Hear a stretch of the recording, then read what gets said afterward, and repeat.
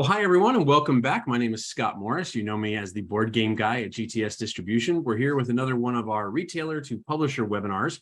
Today, I am joined by Ethan at Flying Frog Productions. Ethan is the distributor and retailer relations manager. We're going to be talking about a lot of different things from them. Most people, I would hope, are very familiar with Flying Frog Productions. They've been around for a very long time. They've done some really awesome and very unique games. And really, that's kind of the key word to me in this entire conversation is that Flying Frog products kind of stand out amongst other products that are in the marketplace, just both from a production capability and quality, but just from the actual like games themselves. So we're going to have a lot of really cool things to talk about here. As always, I'm here as kind of like window dressing. So Ethan, everyone is here to definitely hear from you and talk to you. So I really appreciate you taking the time to come and join us.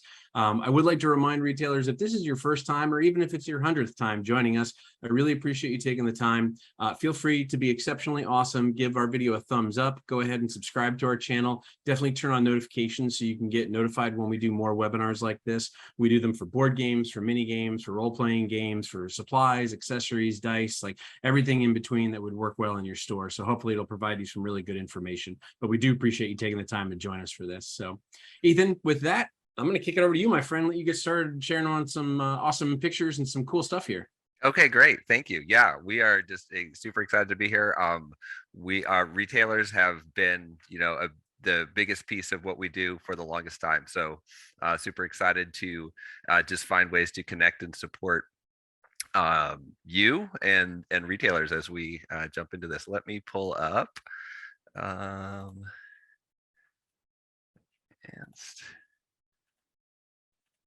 all right, jumping in there. Yeah, so like Scott said, many of you are already familiar with us. I know your time is valuable, so I'm going to try and keep this very succinct and keep it to the point and kind of give you some good stuff to take away. But super excited to share with you kind of what's current and what's going on with our product lines. And if you're not familiar with us, I would love to give you like a great introduction to everything. We have been in the Northwest, in the Seattle area, making games since about 2007, and we love what we do. We play all the board games, but when we make board games, we have a particular kind of genre and lane that we like to be in, and that is games that have high theme and just great cinematic moments. So anybody you know who has sat down and played our games will walk away from the evening having these stories to tell, these like amazing cinema movie moments. And we are all familiar with our favorite genres. And so when you get to sit down in a board game format, get to experience that, it's just really fun and alive. What it also means, and it is really great, is that if you sit down and play one of our games, have a great experience, then you are immediately going to look over and say, hi, is there what else do you make? And when you move over to those other games, you get that same experience again. So not the same game, new strategies, new rules, lots of new fun interactions, but you're still going to walk away with those great cinematic moments, those great stories that come out of your evening. So people who are big fans of our games walk away saying it's just fun. Like you have the amazing fun factor. What you want to get out of your game night, you do when you sit down and move through these games. I'll tell you, I'll never forget the first game of Fortune and Glory that I played. The person that was actually hosting the night, like we walked in and most of us got there almost at the exact same time. And we walk in and he's like blaring the Indiana Jones theme music in the background. And we're like, oh, okay, this is like, we're in this, right? And it was such a enveloping experience between having the music on in the background, people like really getting into their characters and everything, much more so than you normally would just playing a regular board game with just, kind of a generic type characters, right? It just the style of your games kind of evokes a little bit of role playing from the characters and the people playing those characters, which is really cool. It does. People come back with that all the time. They especially the Fortune and Glory, you have that whole cliffhanger Indiana Jones that belongs in a museum situation going on, and it's not like many of our games do come with soundtracks and people do create the mood, but it really is there. The cinematic moments are built into the game, so you end up being the heroes in the game. So you're not just in that genre and kind of looking around.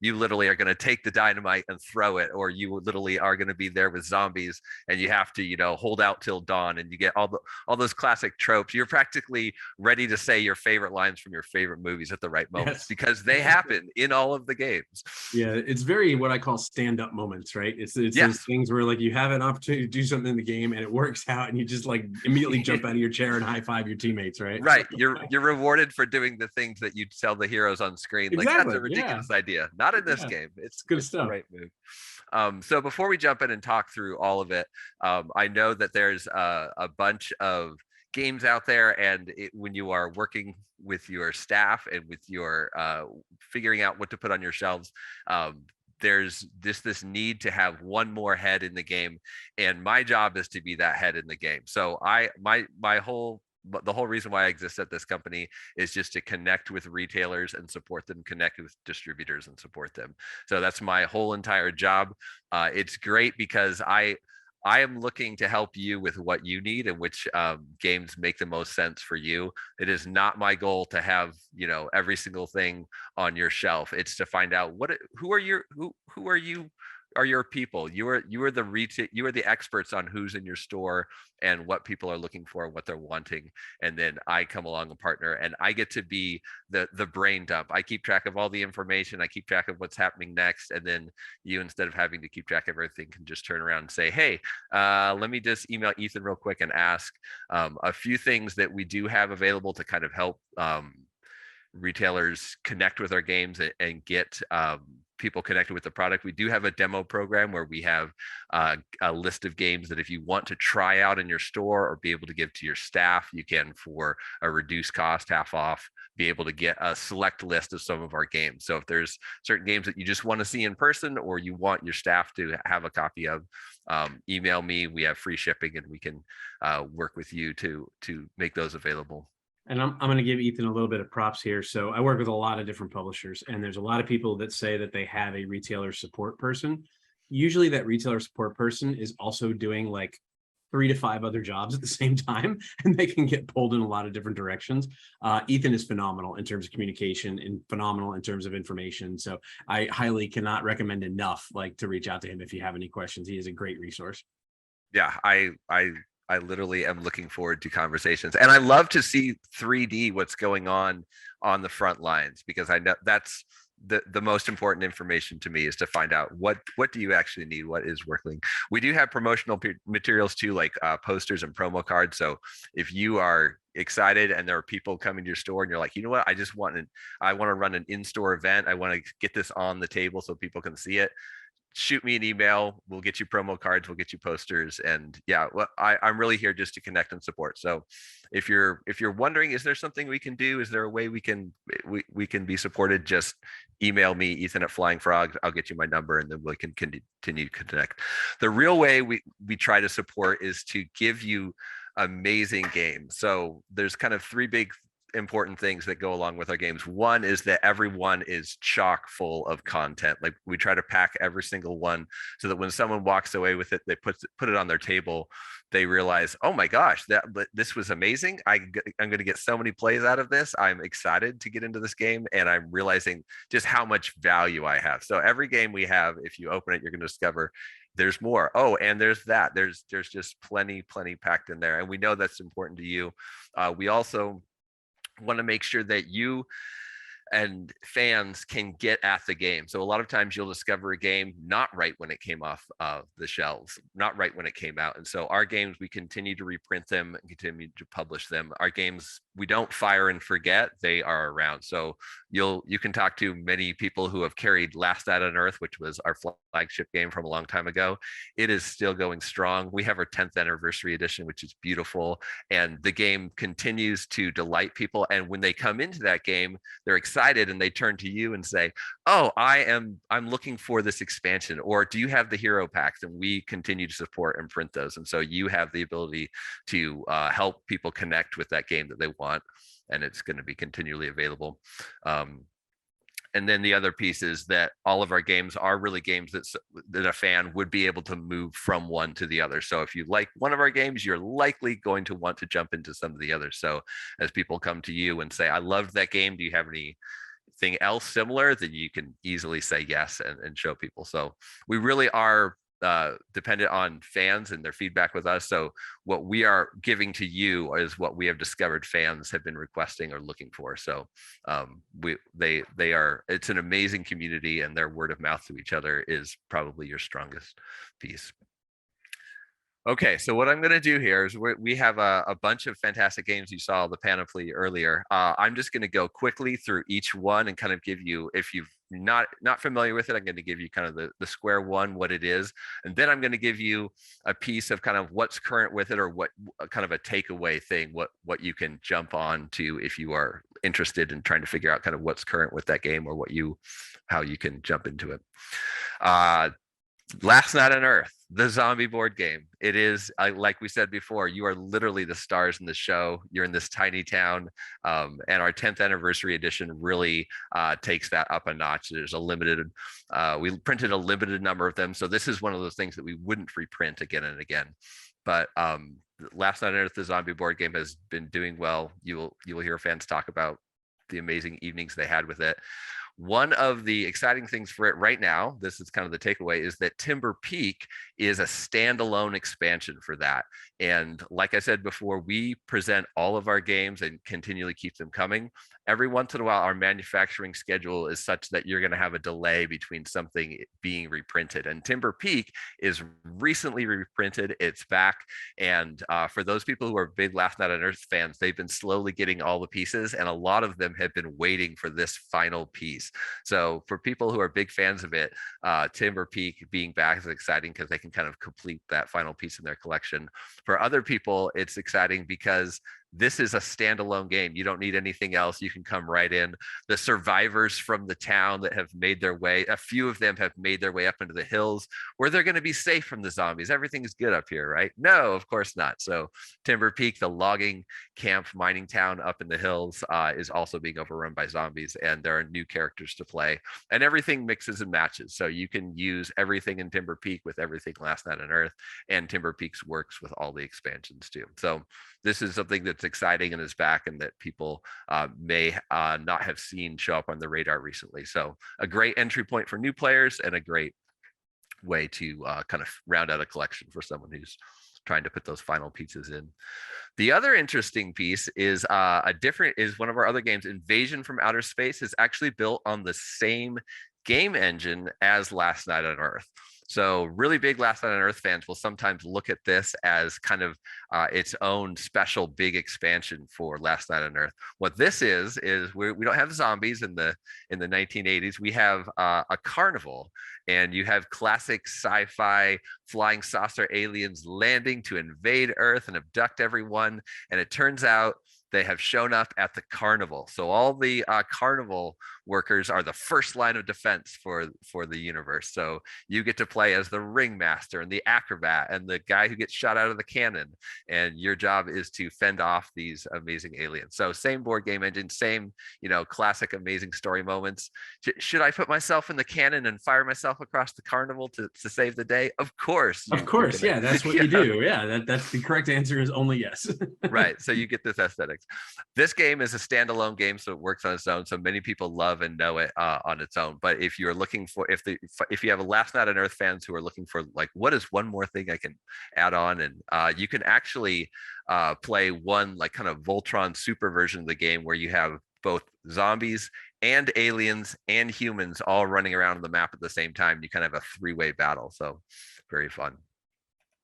A Touch of Evil. This game has been doing amazingly well. It's really popular over in Europe, and it is your classic dark gothic situation, right? So you have colonial Americans dealing with vampires and witches and spectral headless horsemen, and there's something is amiss in town. There's been murders, and the town council is trying to figure out what's going on. And you play the heroes in town who are sorting to find out the clues, track down the lair to where this villain is, and then have this final big showdown with the villain. So you get all those classic movie moments along the way, including, oh, the Council of Elders is surely here to help us, right? Well, there's a little bit of shadiness there, and of course, a few of them might be ready to turn on you. So it's a great game. You can play it cooperatively or competitively, and there's kind of you got to race each other to get to the end, or if you're playing cooperatively, there's a super challenging way.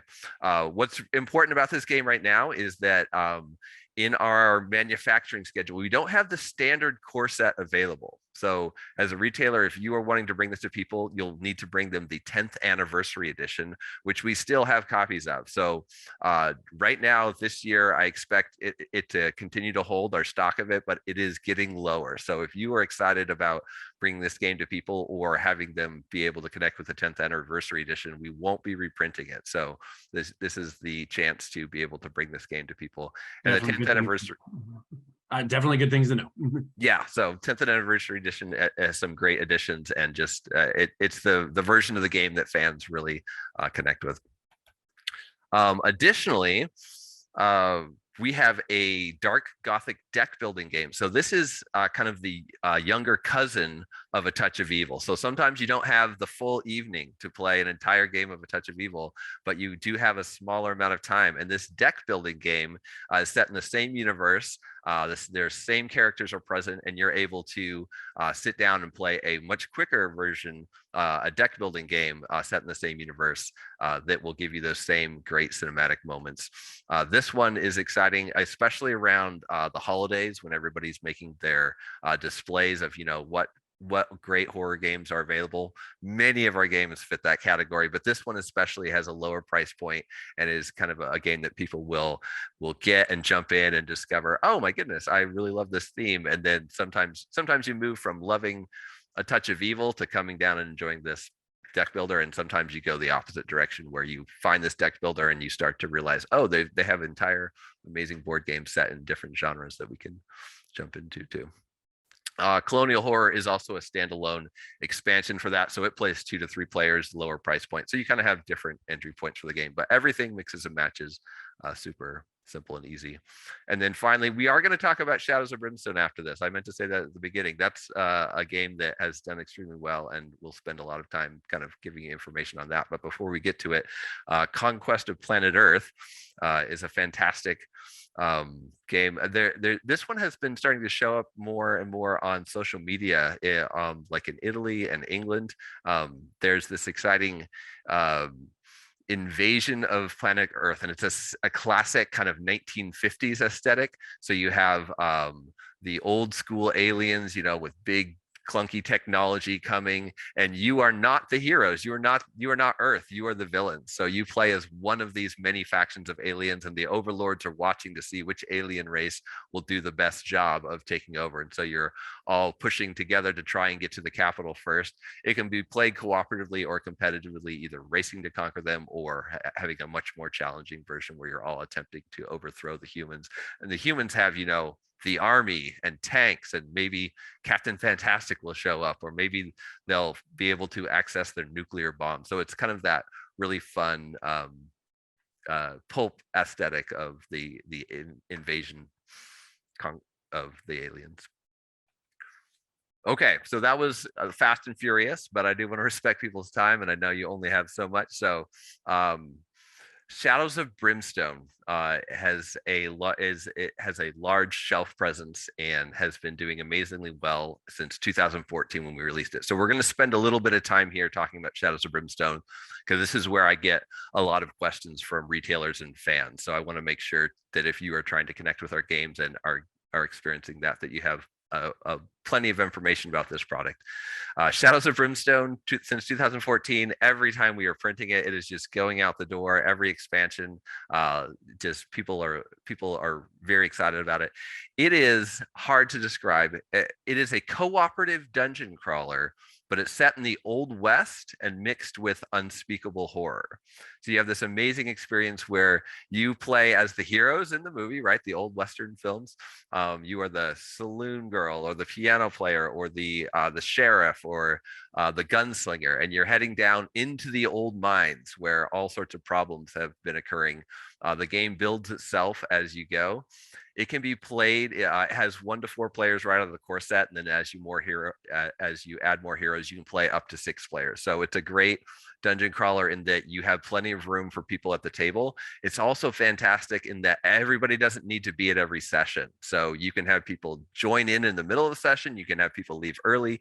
You can have people there 1 week and not there the next, and the game is able to manage all of that Yeah, scale. that's one of the most impressive things to me about this series of games is that it is extremely flexible. I, over the course of the pandemic, of course, I've been doing a lot more solo gaming as well because we just haven't been able to get everybody together. And this game does a phenomenal job from a solo experience. But then the fact that you do have that flexibility to kind of, if I want to have the same 4 people together or same 5 people together every Friday night, I can.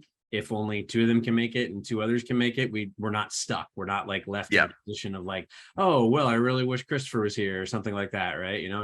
It is a really, really flexible system that really, I hate to say it with this word, but it's like, it doesn't punish you, right? Right. Like it actually rewards you for being more diversified in your group, which is really awesome. So, Yes. and it's a great solo experience. Yeah, it really when we first published it, we had 3 different types of gamers come back to us and get excited. That there was the board gamers who came and said, "This is great. It's a fantastic board game. It builds the board as you go. I get to play these really distinct, different heroes, all of which are very different. They get to level up over the course of several missions. I have all this interesting gear and equipment to collect. Like, it's hitting the theme really great, and board gamers were loving it. The role-playing gamers, we love it because you jump in and you realize no one has to do any homework. This game is fully cooperative. No one is the bad guy. So the game is able to run itself against you. And there's 12 different replayable missions that play out differently each time just in the core set. And there's a story arc to each of those missions. So there's something happening. You're rescuing someone who's kidnapped. You have to go in and blow a section of the mine and collapse it or something like that. But there's also these amazing little organic story moments, the scenes in movies that you love that pop up, like, oh my gosh, there's a room full of enemies, but we only have 1 stick of dynamite left. Do we throw it now or do we wait till later? Oh, there's a creepy kid in the corner. What's going on there? And as in every horror movie, it's either like, oh, we need to rescue them and they have something to help us with, or it's not actually a creepy kid at all. It's something entirely different. So you have these amazing little story moments, and role-playing gamers realize, like, we can really get into character and we can just let the game bring the story to us. We can fill in the pieces that we want to with our dialogue there, and it runs itself. And then hobby miniaturists came to us too and said, man, we love just the diversity of different models in the game, what we get to paint up, the different scenes and places that we end up in. So we'll talk more about that in a second, but a lot of different people connect with this game, and it is a really easy entry game in terms of learning how to play it. The theme is, unspeakable horror. Something has gone wrong and things are coming up out of the mines, and the heroes have to head down in. They end up coming across all sorts of different creatures and characters, things that you would find in your imagination. And in each mission, as they head down into the mine, they are confronted with the possibility of needing to accomplish some mission.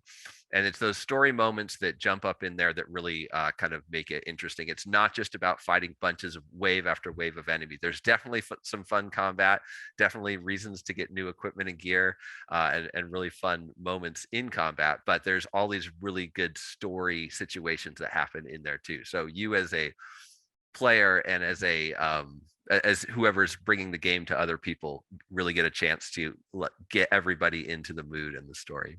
Yeah, I have yet to find the mine where the Care Bears come out and hug me and tell me how much they love me as a player, right? I also am expecting us to wander into a location like that. There is one enemy who especially, there's a resource in the game called Darkstone, Yep. which is slowly corrupting everyone. It's corrupting the enemies, it's corrupting the heroes. So you can actually end up getting a mutation like a third eye or a tentacle arm or something if you mess around with Darkstone too much. But it also has some very powerful effects for your weapons or research, and it's very valuable to sell in town. But one of the enemies especially hates Darkstone, and they're on this crusade to stop it. So this enemy, if they show up, and nobody in your party has Darkstone, then they go, "Oh, good job. High You're five. you're on a yeah. Here's some extra equipment for you. You're behaving yourselves," and then they take off. So that's the one time that you almost get hugged in the game. Is Nice. some I am the fellowship. moral NPC, which will now Yeah, judge you. yeah. But the rest of the time, yeah, you know what's going on.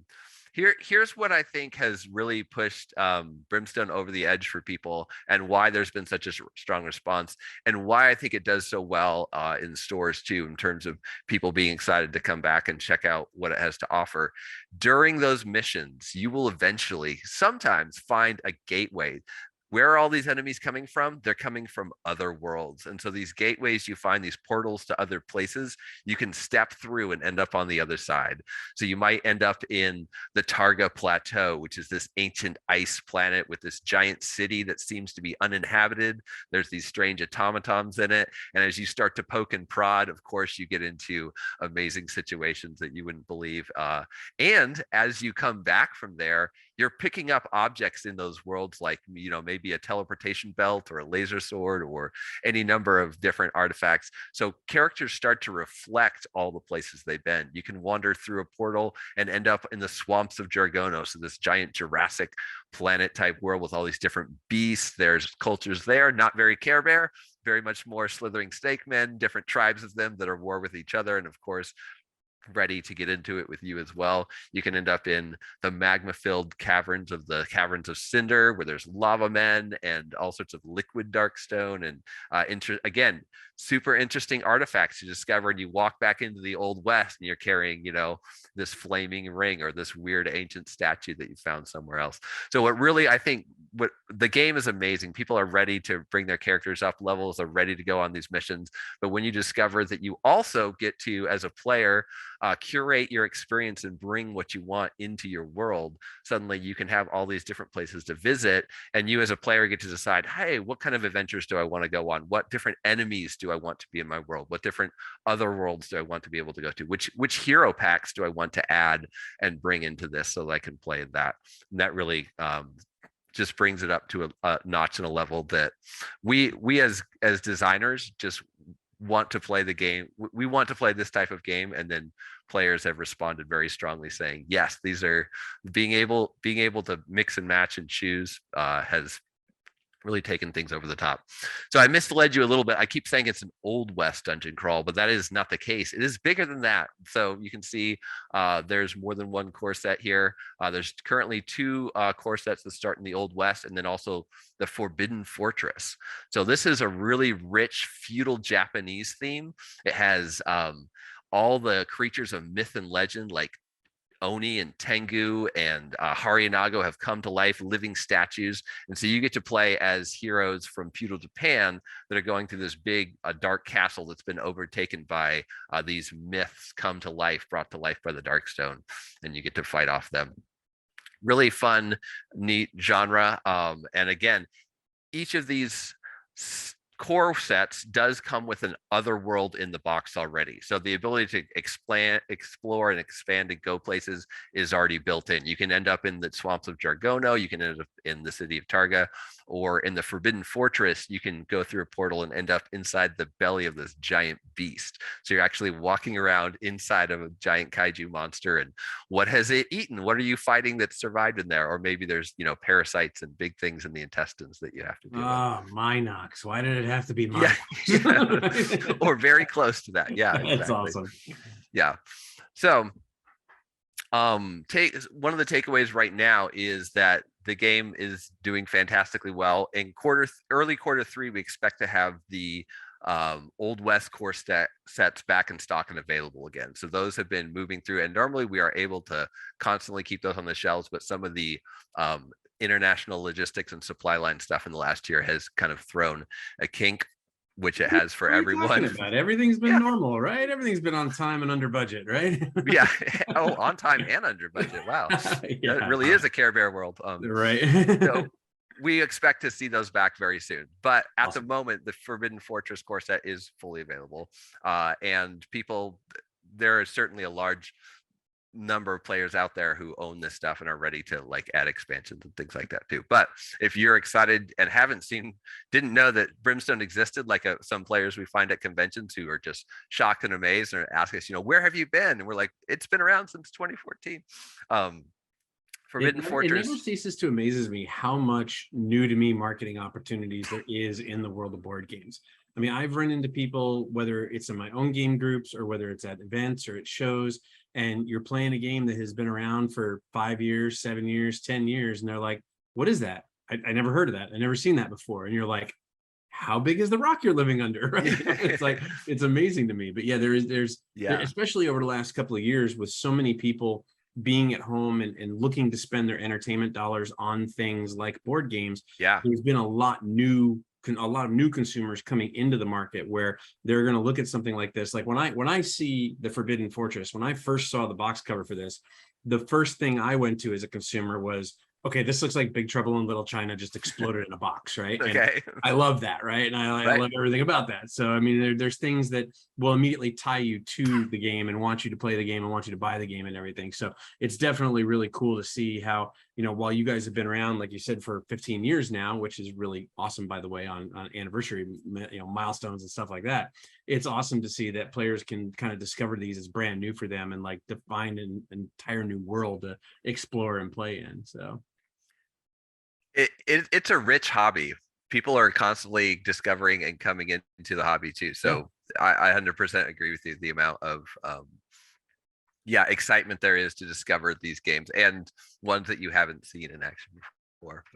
And I will also say it's very, very rare to find a company that has games that are 5 years old, 10 years old, that are not only still available and in print, but are still continuously selling well every month. That is not, I mean, that's the dream. That's what everybody wants when they get into the publishing side of the business, right? So there's something to definitely be said for that. I mean, that's a good longevity for that. Yeah, and it's part of it is how you make the game, and we want to make games that withstand the test of time, and part of it is that relationship of the game is great, and if it is available, people are excited to learn and discover it. And so retailers who have connected with our games have been able to continually bring that. And then when they come into the Zor, people are, what is this? And you already know it's with you, and you didn't have to say goodbye to it because it went out of print and solve that problem again of like, what are people going to connect with? The game already and are able to share that. Pardon me. Woo. That's the Darkstone. But yeah, people are especially ready to recommend it to each other, which is how most of our games spread. People are just excited to share. Yeah, it's funny. I've played a lot of your games, and ironically, now that I think about it, I've played a lot of your games at conventions where it's like, sit down with a larger group, because like you said, you can play to 5 or 6 players and everything. So it's a really good opportunity to do that. And I'm remembering now 2 different stories, one of playing Fortune and Glory and one of playing Brimstone, where both of those games at the end of it, there was one player who had never seen the Flying Frog production stuff before, never played any of the games. And they were immediately at the end of it, like, I gotta go buy this like right now. Yeah. Like I have to own this game immediately because this experience was so good. This gameplay was so much fun. It's that high adventure, like it creates a memory with you, which as a consumer and as a player, you want to kind of, recreate with your own friends and your own family and stuff like that. And it's just been super fun. And I'm going to say that's another thing that I've done with my Brimstone set. I have 2 boys who are 16 and 14, and we've had a chance to play with them. And from a family perspective, it is such a cool experience to, like you said, see people get into their characters and see the kids grow with like, hey, I'm this character. This is what we're doing. I'm going to do this. And like, just have them kind of come out of their shells and just get so excited about stuff, which is really, really fun from a family perspective. Yeah, we have seen so many. The ability to bridge the age gap with this game is phenomenal too, because it has the complexity and interestingness for a complex gamer who understands the nuances. But it is easy to jump into and learn. You can make a character in like less than 5 minutes, and in the first 10 minutes of the game, you basically understand what's going on. And so you're right. We have so many father-daughters, father-sons, kids and dads hanging out, playing this game together and connecting over it. And you can run multiple characters. So you can, have one group that you play with, bring a character to a different one, or your same character can go from one group to another without any problem. So I got a fantastic video for our picture from we have a father-daughter pair in Canada who likes to create content, and they just are in love with Forbidden Fortress, and have played every mission, played through all of the Temple of Shadows, and that last year they had just gotten into it, and I got a recent photograph from them, and it's just a wall behind them of everything they've added in and just kind of going full bore into it. So this is the kind of passion that we see from players when they jump into Shadows of Brimstone. The theme just comes out in Feudals of Pan. So right now, if you are looking to bring new players into the game, I would jump into the Forbidden Fortress side, and then in a few short months, we'll have the Old West core sets again. And of course, if you already have players who are playing, you know that all of the games, all of the pieces mix and match together. So lots of different enemy sets that you can choose from in the Feudals of Pan theme. Coming up on the radar, there's 5 more sets coming out over the course of the year that are kind of further down the road. They're not on trucks yet. They're not even quite on the boat yet, but these are coming across. So you can expect to see even more great additions that work with the theme of the Forbidden Fortress coming across the store shelves. 2 quick things about Brimstone. So that was kind of your introduction to Brimstone. If you are talking with sales staff and with players and they're trying to kind of understand this new thing, there's 2 really big important things I think that are helpful in letting people connect with that. One is that it is a completely modular situation. And that is so hard for people to grasp because they see the theme so strongly. They see the feudal Japan, they see the Old West, or they see the swamps of Dragono, or they see that ice planet, and they think, you can't really mix and match everything. You definitely can. So once you have a core set, you can basically reach out with very few exceptions and grab any other set, and they all work together. So any enemy set you want to add in, any hero pack you want to get, you can bring your samurai into the Old West. You can bring your gunslinger down the halls of the Temple of Shadows, no problem. Also on the future radar, not kind of a little bit further out, we will have 2 new core sets coming, one having to do with conquistadors, another with Vikings. So you'll be able to play the Gates of Valhalla or the Valley of the Serpent King, since you'll have even more ways to jump into the world, not just from the Old West and feudal Japan. So it really is this entire amazing adventure system that people can jump into. And the fact that it will always remain that you can reach out and grab any product and mix and match it with any other is really helpful. So that's step 1, is that if players are trying to understand it, you can give them the ability to know that it is an open world that you can connect and grow however you want. And then as a retailer, that lets you bring whatever you want into your store. You already know your players, you know the themes and things that they love. So if they're really into the sci-fi spaceship theme or kind of the blasted Mad Max blasted waste planet type feel, you can bring those particular products in, and people are going to be able to mix and match however they want. The other piece, which you don't need to keep track of, but your players will, is that in all of these games, there's this great nested synergy. So not the thematic synergy that you see on the front of the box where everything connects together, but like take the Temple Dogs, for example. If you open up this box, you get this great enemy set, these beautiful models, you play with it, you're loving it. You're going to notice a few bonus cards in the box. So you can see next to me this little Soul Hunters card here. In all of the boxes, there's always something that has little bonus material and content that ties it or connects it to something else in the game. And we as designers and players love that. We love it when one of our sets has extra value based on a new set coming into play. And so as you add anything onto your collection, everything will start to grow in value. So you may think, what is this little Soul Hunter card here? This little strange extra card. Well, it allows the Temple Dog to show up in a different way in some of the other worlds. So you might eventually think, you know what, I like the Caverns of Cinder. I like that magma theme. I'm going to add the Caverns of Cinder to my collection. Well, it turns out that the Temple Dogs can actually show up in the Caverns of Cinder as a variant. That's what that little card was. So even though on the front of the box, you might not immediately connect, oh, Caverns of Cinder and Forbidden Fortress Temple Dogs go together. As your players play, and as you add things to your game, you're going to start to discover these fun connections.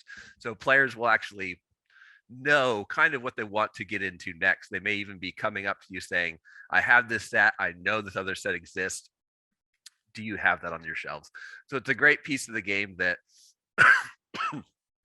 pardon me, continues to kind of expand. And same thing, once you get the Caverns of Cinder in there, you're going to find a few extra cards and some enemy sets that once you start to look around, oh, there's a few pieces of the Old West in this Caverns of Cinder.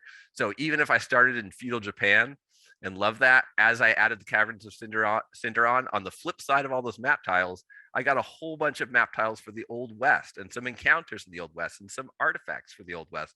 So I already have the ability to go to the Old West, even if I don't have any Old West heroes or don't want to start there. And you might wander into the mission pack, same thing. This mission pack can connect with any of the other things, but it will have a few little nuggets that will eventually make you think, maybe I do want to start in the Old West at some point. So I'm kind of beating the horse to death here with how all these things connect, but basically any of these products that you end up adding on will start to recommend other pieces to you. And as a player, it feels really good to realize like, oh, the things I already have are getting more valuable and are going to show up more often and do interesting and cool things based on new stuff coming into my collection. Yeah, I think the other thing that's nice about that is, again, it speaks to the flexibility like we talked about earlier, right? You can build up your collection in a way that you're not chasing anything, right? It's not like anything is a collectible piece that I have to like hunt down and track down and pay like hundreds of dollars to find on eBay or anything like that. It's like, if I want the Caverns of Cinder, it's the Caverns of Cinder expansion, and that's what I'm going to add to it. And this is how I'm going to adjust my game. But we've played some pretty wacky, crazy games of Brimstone. Yes. Where, like, you can combine these different things together that, like, you normally might look at them on the shelf and think, okay, like the example you just gave with the dogs and the Caverns of Cinder, like you may think to yourself, okay, this doesn't really fit together, but then suddenly you slam them all together in this great big smash up pile, and like you have this amazing moment where you're like, oh my God, like, it's just so much fun. So yeah, I think to me, that's, for at least from my perspective, that's been one of the things that I think has helped Shadows be so successful over its course of its life, is that it keeps developing itself and it keeps expanding upon itself, but it also keeps kind of treading new territory and new ground, to where maybe I wasn't as interested in some of the previous stuff, but now suddenly there's new stuff that I do like and I do want to get into. That same core mechanic and gameplay is there, but I can pick and choose what I want to play and what thematic and what motif I want to play with, and not be forced into something that maybe I don't want to have to, maybe move through to get to something that I do want. Nothing is required or dependent on the other. So yeah, 100%. And then that piece that you said about how everything just integrates in, if you add expansions, sometimes there's a fear that like, oh, it's going to be more complex, or I'm going to have more to keep track of. You basically already know and understand how the game works, and as these expansions come in, they are slotting right into concepts and things that you already know and understand. So the game just gets organically more interesting. There's all these surprise twists and turns when you come around a corner and you don't know what's coming, but it all seems to weave together. And it's not this big load of new rules. It's just more of what you want, more variety, more interest, more depth. Okay. The last thing I would say about, so those are the two big things, is to know that it's completely modular. You can go anywhere you want, and that all the products are going to kind of like start to build off of each other and help each other, but nothing's required. So if you are looking to help this succeed in your store, I think the highlights I would say is, one, make sure that your players have access to the core products and can see those and know what they are.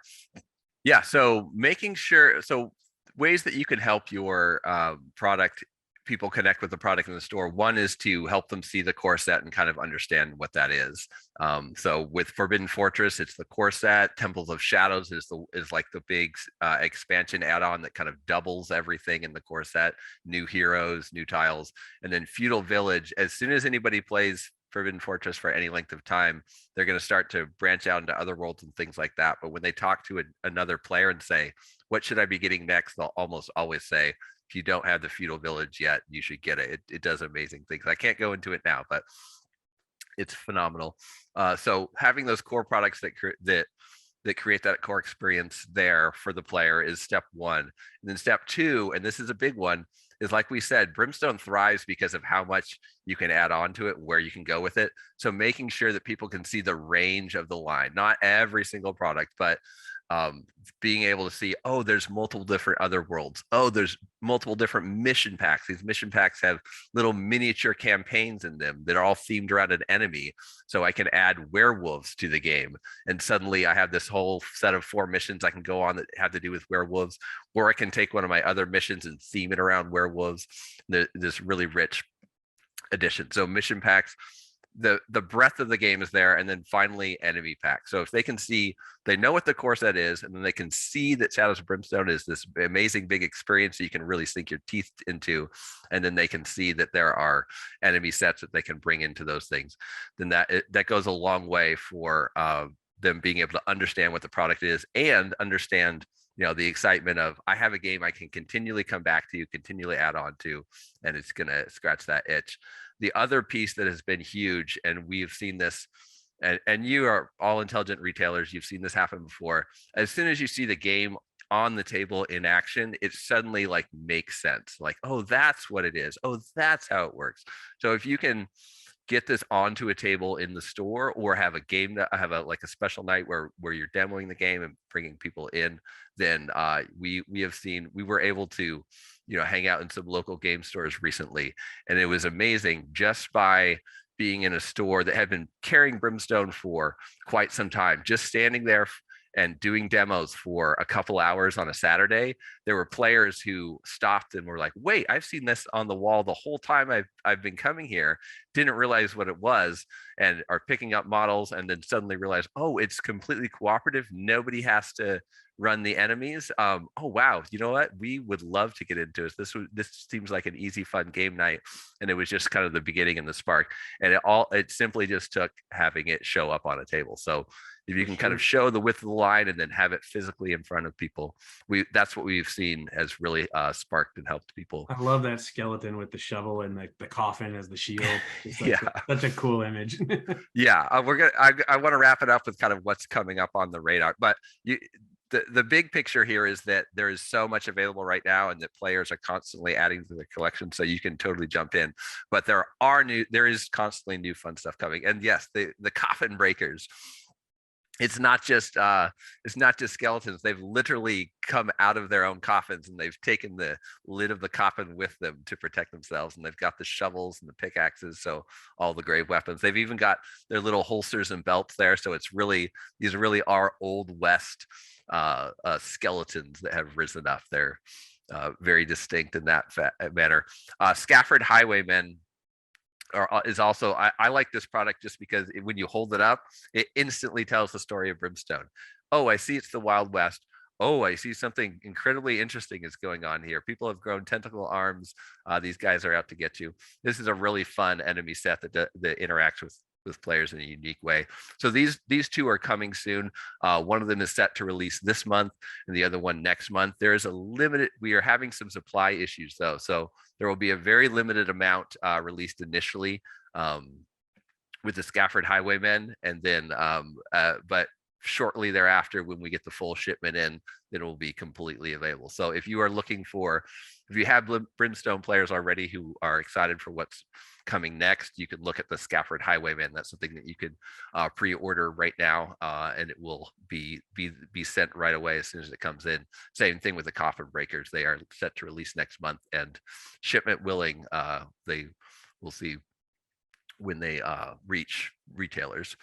The other thing we have coming kind of after them, eventually a little further away, are some reprints. And just like with Timber Peak before, sometimes a reprint has been gone long enough that everybody who is into the game is chomping at the bit to find this kind of last little piece. So many people have been waiting for a while to see the Custodians of Targa and the Masters of the Void show up. So I'm in constant communication with GTS, and I'm very vocal when things are coming back. So I make sure that people know when these are coming. So when these start to show up, you will get information. And again, my email, ethan@flyingfrog.net. If you don't even have to keep track of all this stuff. At any point in time, you can just shoot me an email. I'll give you my phone number, or you can just drop a quick call and say, hey, I forgot, I've kind of lost track of what's going on. Can you give me a quick update? Or I have some quick questions about the products. And we try to keep as much updated in our system as well as, like Ethan had mentioned a couple of times, logistics and shipping can be a little wacky and wonky right now. So there's usually some fluidity into release dates and new releases coming out, but we try to keep that as updated as much as possible in our system. If you actually go to gtsdistribution.com and search for Flying Frog Productions, just in the search box, just search for Flying Frog Productions, you'll be able to sort all of the products by pending release date, pending orders due date, things like that. So if you do want to be able to get a quick view of what's coming out or what do I need to know about over the next 30 days or 60 days or anything like that, you can do that as well. And we did actually just recently go through an effort to kind of clean up the SKUs in our system and get things kind of straightened out and got all the stuff in there for Flying Frog, correctly in there. So we should have everything available for you that is available to us. If there's anything that you have questions on from a retailer side, definitely feel free to reach out to your sales rep at GTS. They'll be happy to help you out. You can also reach out to me. My email is just smorris@gtsdistribution.com. Be more than happy to help everybody out as well. So yeah, so that is, thank you for sticking around for the long version of it. But that is the full meal deal. And yeah, so many great games ready to end up in players' hands, and I am completely ready to answer questions and support you in whatever way you need. So thanks for having. That's thanks awesome. for No, anytime, man. I hope your voice gets better. Yeah. But it's always a challenge. Like I mentioned earlier, there's a lot of us that just aren't back in show form yet. Like we gotta figure out how to do shows again, right? So Yeah. it's Yeah, gonna be kind of crazy. Yeah, hopefully I don't have a permanent gravel or something from it, but Well, yeah. maybe you'll get the Sam Elliott voice, right? Ooh, yeah, a voice for cool. radio. So, but no, I really do appreciate you taking the time to talk to the retailers, Ethan. And retailers, thank you very much. I appreciate you taking the time. Like I mentioned earlier, feel free, like the video, give us a thumbs up. Definitely subscribe to the channel and turn on notifications so you can get notified when we do more webinars like this. If you do have questions, feel free to leave them below in the YouTube channel. We'll be happy to get back to you either through here or just, like I said, feel free to reach out to Ethan or reach out to myself or to your GTS sales rep, and we'll be happy to answer any questions for you. But really excited about this. Flying Frog Productions, like we talked about, has been around for 15 years. They've done extremely well. They have a lot of different lines that are available for your stores. It'll do really well for your players and just really, really fun stand-up moments in their games that are really exciting to do. So that's it. Thanks so much, gentlemen, ladies. Have a great week in your store, and we will see you next time. Take care. Bye-bye.